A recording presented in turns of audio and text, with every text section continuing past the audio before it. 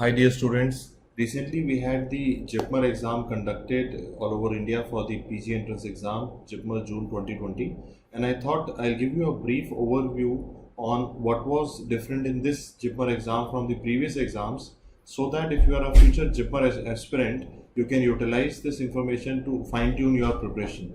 And as a part of your strategy for any exam, it's always a good idea to look at the last 3 year papers of that exam to get an idea on the trend and to get an idea on anything that they are now adding in their question or any particular topic they are asking more or less. So that is the purpose of my video today.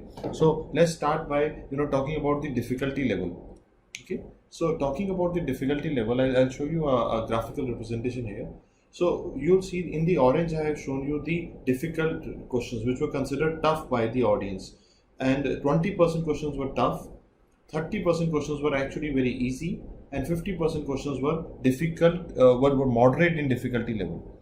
So this kind of a pie distribution is very different from what you might get in every 2-3 years in one of the JIPMER exams. You might see that there might be a highly difficult level paper. Now this I would rate this as a moderate difficulty level paper, and I talked to a lot of students who have given this exam, and most of them believed that this paper was easier than previous JIPMER exams, and they would not call it as a difficult exam. They would actually rate it as a moderate difficulty exam, and which was in a way good for the students who were appearing for the exam, because sometimes in JIPMER there is a paper which is very tough, and sometimes they get into more rare disorders or genetic things which becomes difficult for the candidates.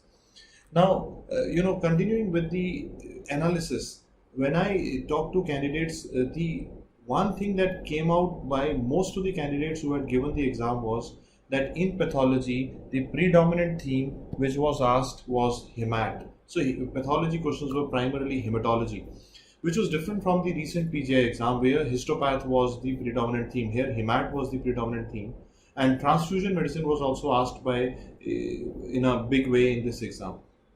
So this was a big change in this year's exam. And in medicine, the predominant theme was emergency medicine. Emergency medicine was asked much, and so this is like you can look at it in a way that this year in AIIMS, PGI and JIPMER, all three central exams, they have focused on emergency. And I'm happy to say that in DAMS we had that specific module for it for our students called as the emergency module on the eMedicos app, and students were happy with the integrated picture presented there. And when I compare the AIIMS exam, you had visual exam questions. In PGI you have visuals, but the striking feature which differentiates JIPMER from the other central exams was there was a lack of visual questions. Probably the people could recall maybe 1 or 2 visuals, but not more than that. So this lack of visual differentiates this year in June 2020 the 3 papers. PGI had visual questions. You have seen a video that I have done after the PGI exam based on the analysis, and I have done an analysis of the AIIMS also in June 2020. You can actually scroll back on this channel and see it.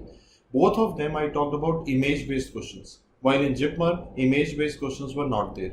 And if I take you further, in surgery, trauma was the main thing. There were no rare syndromes or rare disorders, no rare things, but trauma was asked in the main big way.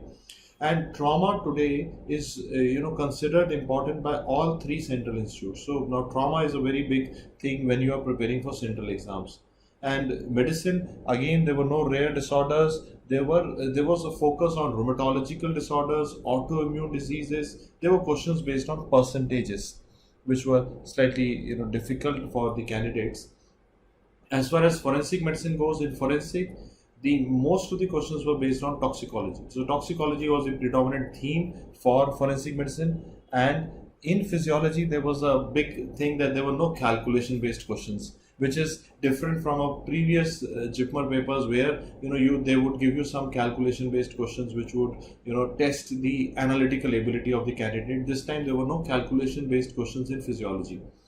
And when I asked the students which subjects were considered tougher by them, overall ophthalmology and dermatology were considered the tougher subjects out of the paper by most of the candidates.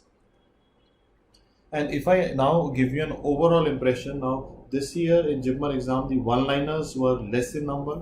There were no ECGs, no physiology calculations, almost no visual questions, no rare syndromes, no rare disorders, and overall there was a concentration towards emergency medicine, transfusion medicine, hematology. There were some questions where there was an inclination towards pediatric aspect of the subjects, and clinical, it was overall a clinical paper with a moderate difficulty level. This was the overall impression of the paper. When I asked the student which were the main resources that they found useful after the exam, most of them agreed that the DAMS class notes were the most important resource. AIMS capsule also contributed to some questions, and all of them maintained that the previous papers discussions of JIPMER which are available on eMedicos were very important to be seen before this exam, because there were repeat questions in this paper. So I hope this analysis helps you if you are a future JIPMER aspirant, and let's hope for the best once the result comes in. I'm sure many of you are looking forward to get your interview on this studio, and I'm very happy to tell you that we have had an exemplary result in the AIMS so far, and we are very hopeful for a great JIPMER result by the Damsonians as well. I wish you all the best.